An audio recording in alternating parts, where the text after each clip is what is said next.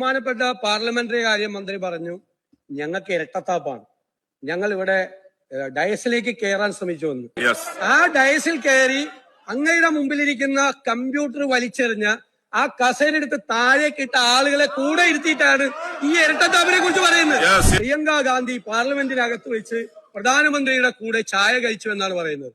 സാറെ, ഡൽഹി കലാപത്തിന് വംശഹത്യക്ക് ആഹ്വാനം ചെയ്ത കേന്ദ്രമന്ത്രി അനുരാഗ് ഠാക്കൂറുമായി സംസാരിക്കുന്നതും സുഹൃത്തുക്കാണെന്നും അത് അഭിമാനമാണെന്നും ഫേസ്ബുക്ക് പോസ്റ്റിലിട്ട മന്ത്രിയാണ് മന്ത്രി MP രാജേഷ്. ഡൽഹിയിൽ വംശഹത്യക്ക് ആഹ്വാനം ചെയ്ത അനുരാഗ് ഠാക്കൂറുമായിട്ട് കെട്ടിപ്പിടിച്ച് ഇങ്ങനെ ഒരു സുഹൃത്തുള്ളത് എനിക്ക് അഭിമാനമാണ് എന്ന് ഫേസ്ബുക്കിലിട്ട ആള് പ്രിയങ്ക ഗാന്ധി പ്രധാനമന്ത്രിയുടെ കൂടെ ചായ കുടിച്ചു. പാർലമെന്ററി മന്ത്രി പറഞ്ഞത് സോണിയാഗാന്ധിയുടെ കൂടെ നിൽക്കുന്ന പടം എന്നാണ്.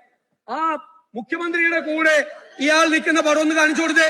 മുഖ്യമന്ത്രിയുടെ കൂടെ അങ്ങനെയാണെങ്കിൽ ഞങ്ങള് മുഖ്യമന്ത്രിക്കെതിരെ അല്ല, അന്ന് പാർലമെന്ററി അങ്ങനെന്ത് ഇത്ര അസഹിഷ്ണുത?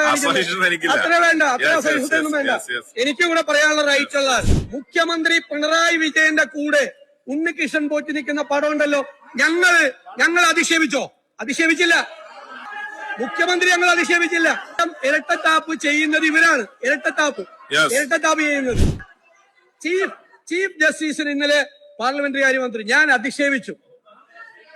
SNC ലാവ്ലിൻ കേസ് CBIക്ക് വിട്ടപ്പോൾ അന്നുണ്ടായിരുന്ന ചീഫ് ജസ്റ്റിസ് ബാലിയെ നാട് കടത്തണം എന്ന് പറഞ്ഞ് ബാലി കോഹ്ലി എന്ന് പറഞ്ഞ് ഹൈക്കോടതിയിലേക്ക് സമരം സംഘടിപ്പിച്ച ആളാണ് ഈ പാർലമെന്ററി കാര്യമന്ത്രി.